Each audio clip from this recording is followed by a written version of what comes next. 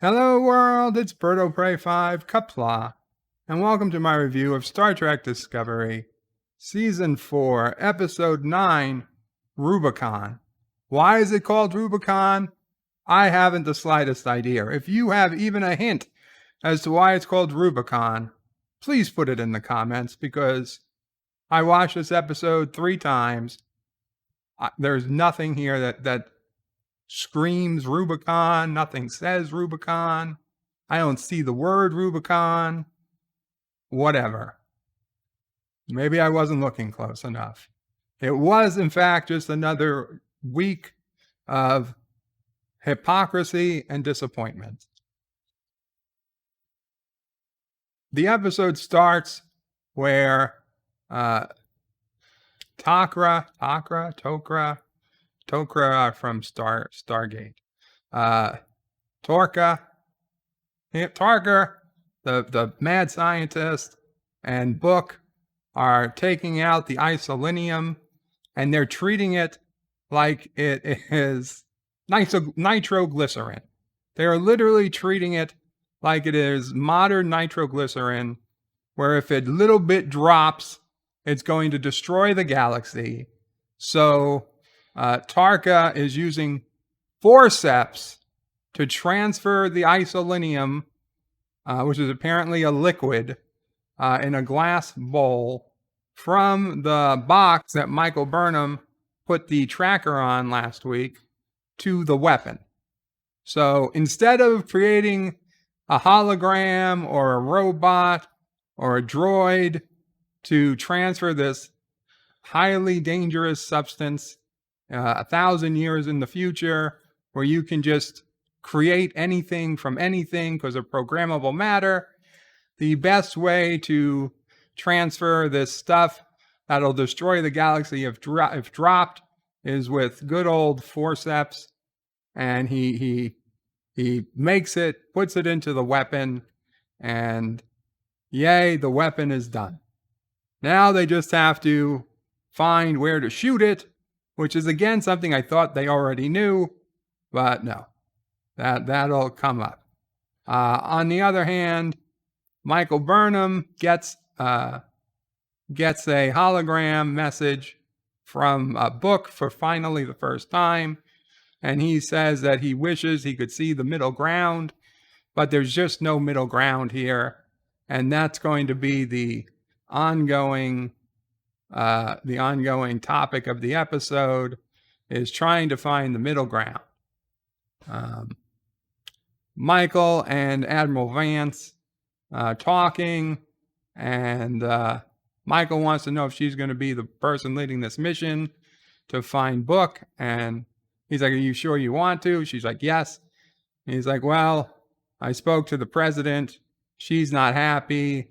I'm not happy." Basically, nobody's happy about Michael being the point person on this, because Michael is too close to Book. And they're all right. Everybody here is right. Michael Burnham should not be leading this mission. They should put somebody totally dispassionate in charge of the Discovery. They can put in a temporary captain for this one mission. Any of the thousands of captains Starfleet has would probably be fine. But no, of course, they're going to let Captain Burnham do it. But they are going to put on someone to make sure she does her job, which, that's a good compromise. Well, who's it going to be? And he says, don't worry, it's a friendly face. And I put my head down, because it's like, if it's a friendly face, then what's the point? That defies the whole point of putting somebody with nothing to lose, no prior relationship, in charge. And if you thought it was Tilly coming back, I wouldn't blame you, because so did I. But no, it was in fact Commander Nan. And I also forgive you if you don't know who Commander Nan was. Commander Nan was the Benzar or Benzonite, whatever they call themselves, woman who was dropped off on the Seed ship at the beginning of the 3rd season. And we were given the distinct impression We would never see her again, as if the serving on the siege ship was a lifelong commitment. And, they said their goodbyes as if that was it. They were done and we would never see him again, which I thought was stupid considering the fact they were in a spaceship that could jump anywhere at any time. I mean, going back to see somebody really isn't a big deal. But that's the way they made it seem to us. So it, of course, was a surprise when, oh, here's Commander Nan.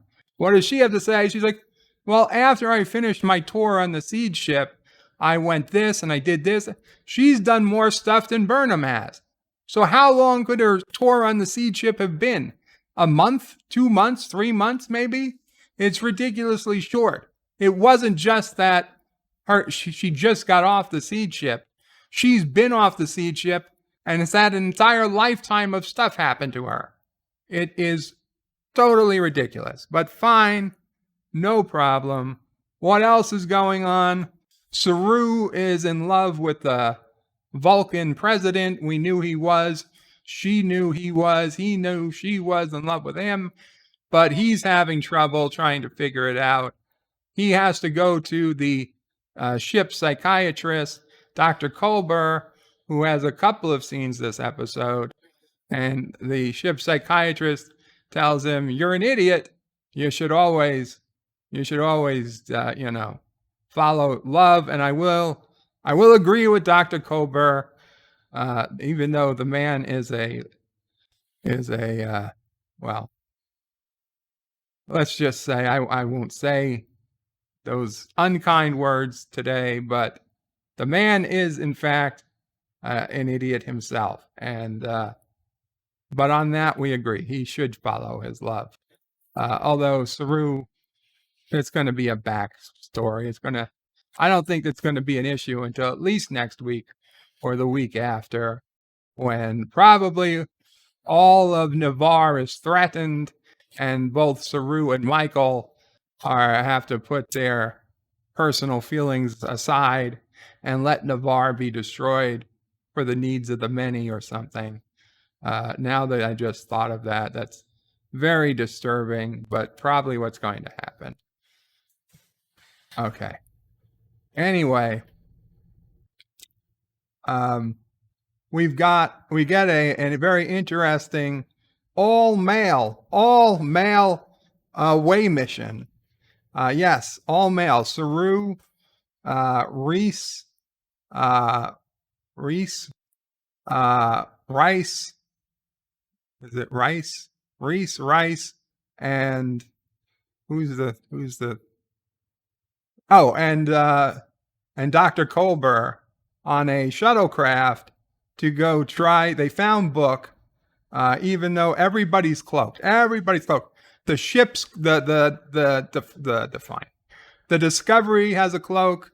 The shuttlecraft has a cloak, and of course, Book's ship has a cloak.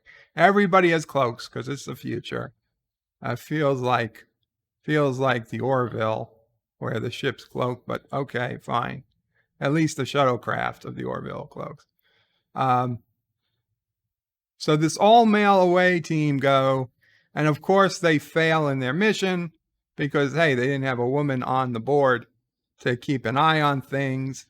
Dr. Culber is literally assigned to this crew so that he can, the plan is Michael's plan. She's going to send Saru, Reese, Rice, and Bryce,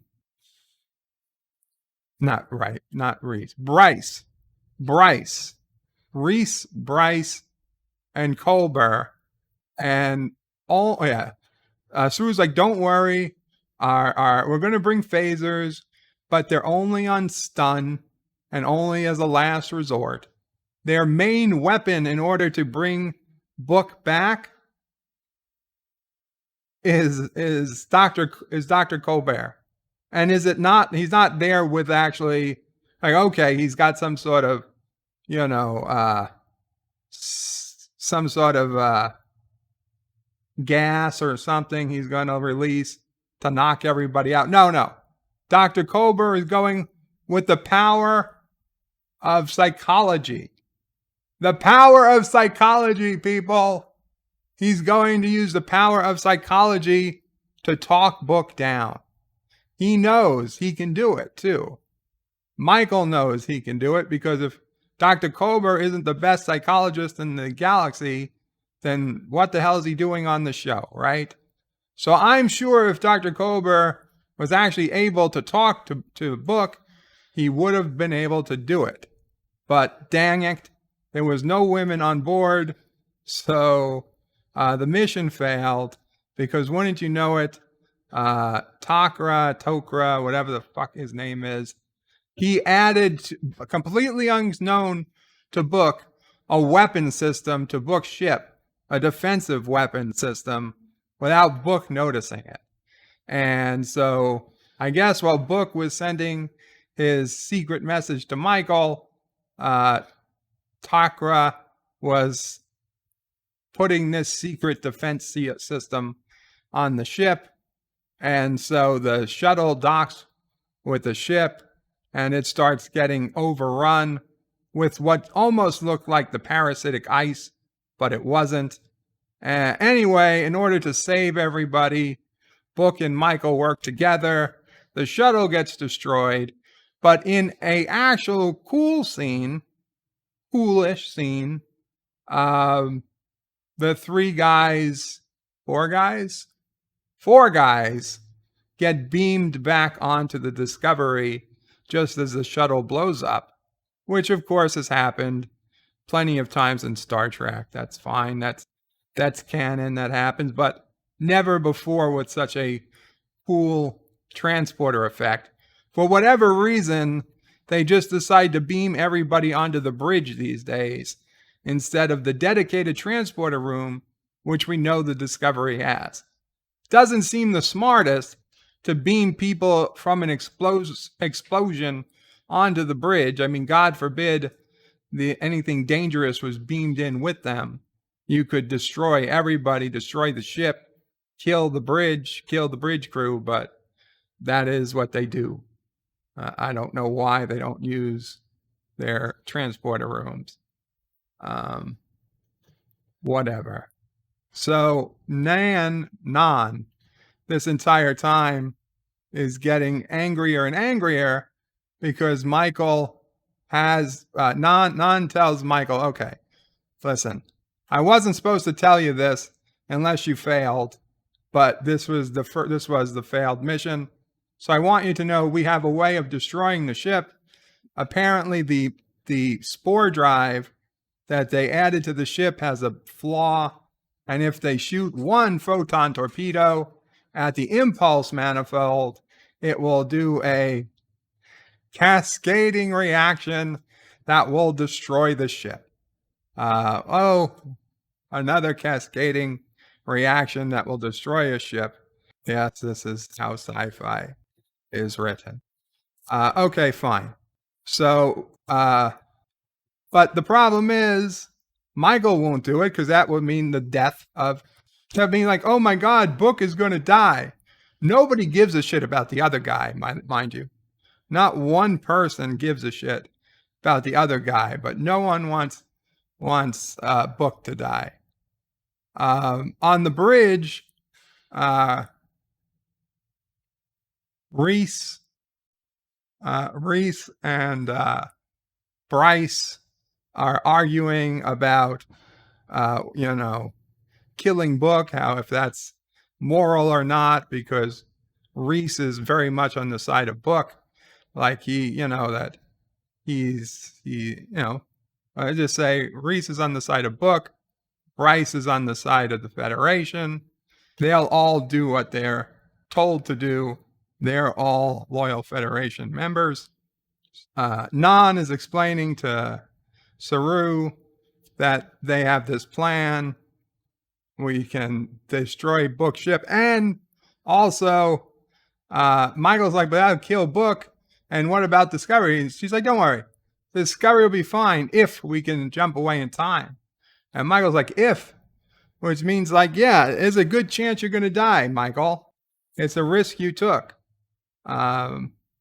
But apparently, Michael and this is rare, where Michael and Nan start arguing so loud, it's nonsensical. You can't even hear what they're saying to each other. And Saru has to step in with, but he offers advice the Vulcan president gave him. So even though he's a man, it's a woman's advice that saves the day.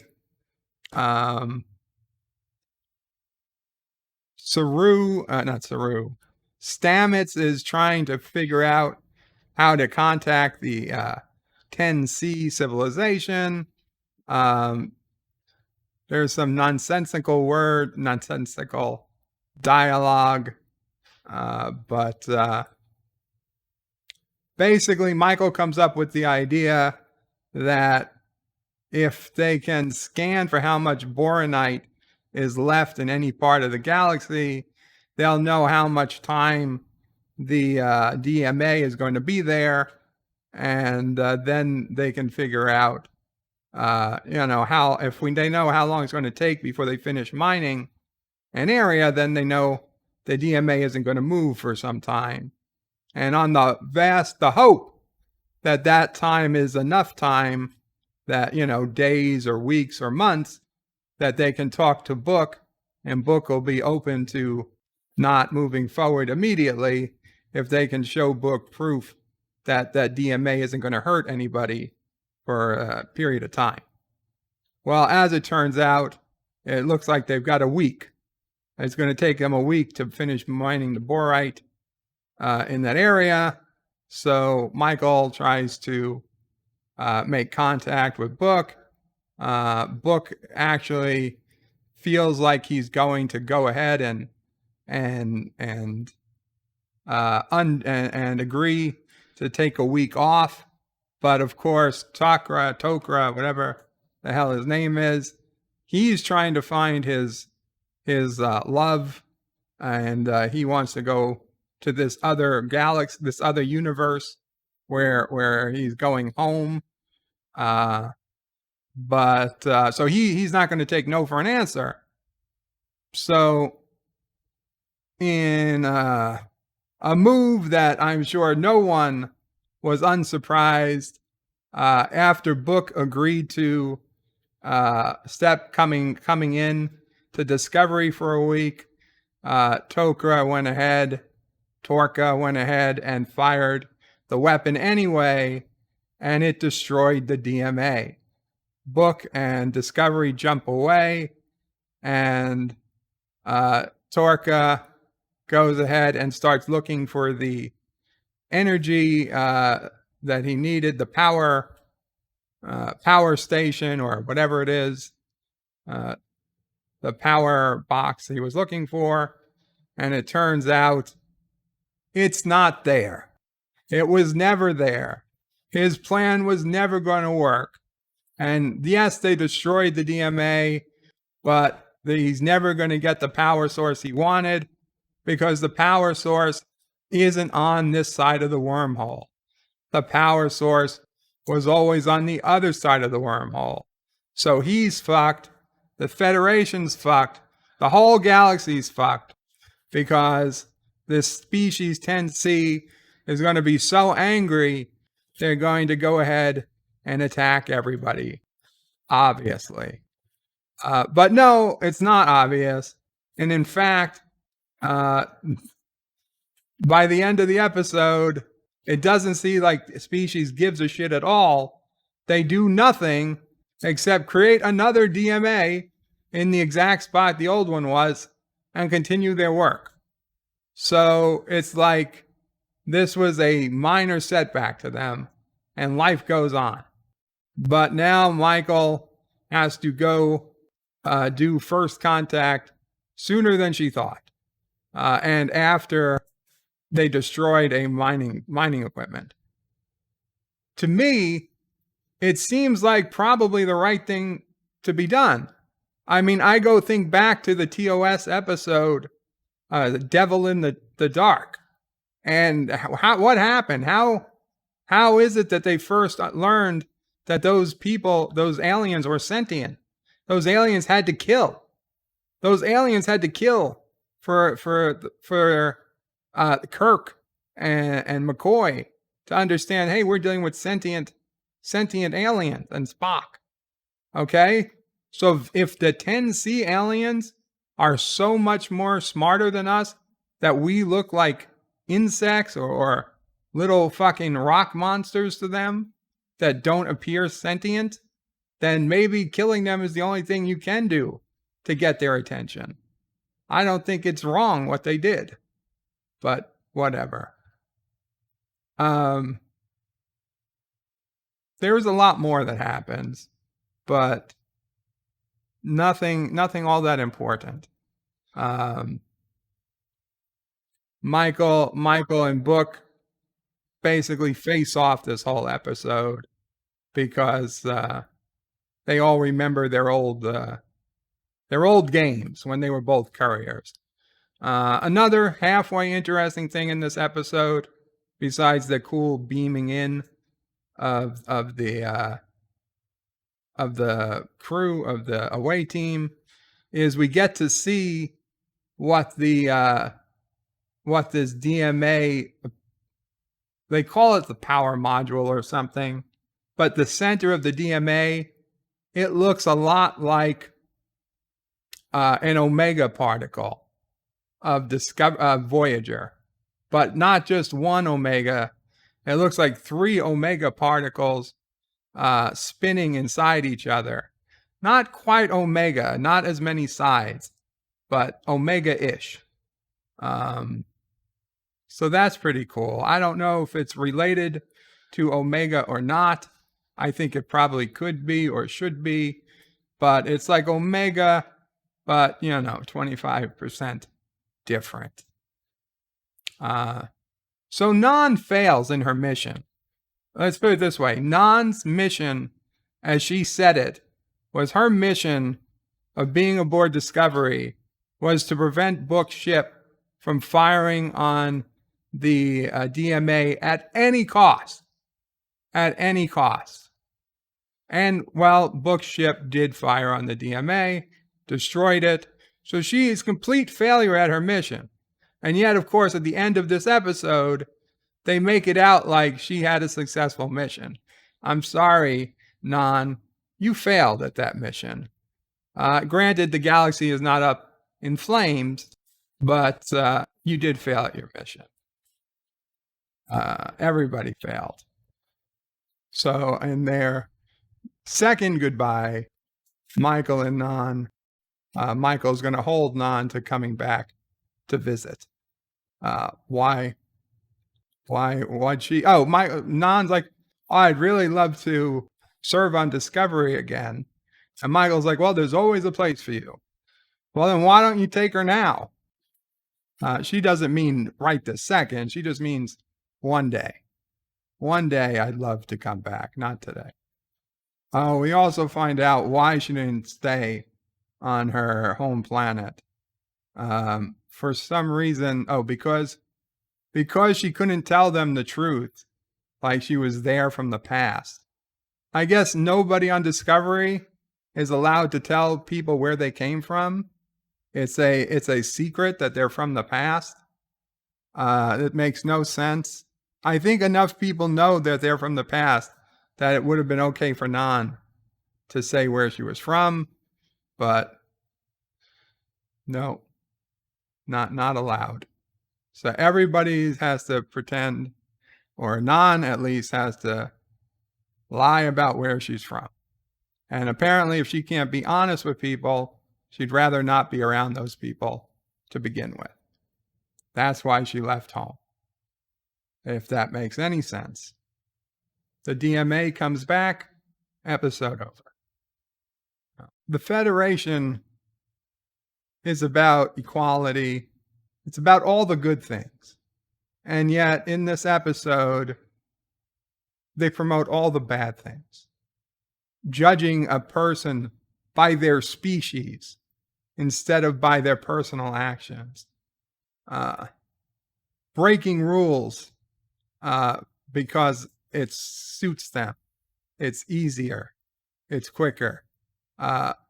Giving special attention to people they like rather than treating everyone equally. These are all the wrong things. The only thing that I was surprised was that this episode, they talked about the virtues of compromise. But I really don't think anybody did any compromise at all. No. I would give this a little better than last week. A 3 out of 10. And I'm sorry it's not a longer review, but I'm having my own issues this week. I hope to be back for next week to normal length reviews, and that'll be episode 10, title not yet released, as far as I know. Qapla all, bird out.